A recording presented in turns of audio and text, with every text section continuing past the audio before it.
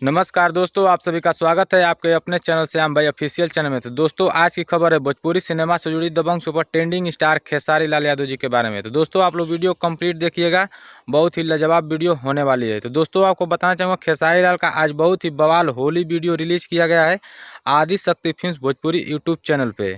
और दोस्तों, अगर आप लोग नहीं देखें तो आदि शक्ति फिल्म्स भोजपुरी यूट्यूब चैनल पे जरूर जाकर के एक बार जरूर देखिए। और दोस्तों, आपको बता दूं कि इस गाने का नाम है होली में काजल बदल गई।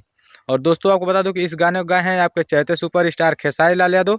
और गाने में साथ में डुएट किए हैं अंतरा सिंह प्रियंका जी।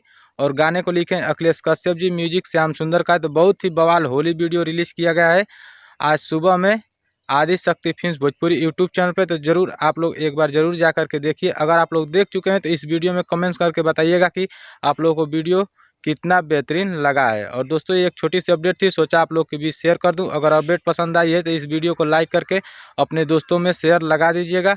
और चैनल पर नए हैं तो चैनल को सब्सक्राइब करके साथ में बेल नोटिफिकेशन को ऑन कर लीजिएगा। तो दोस्तों, फिलहाल के लिए इतना ही।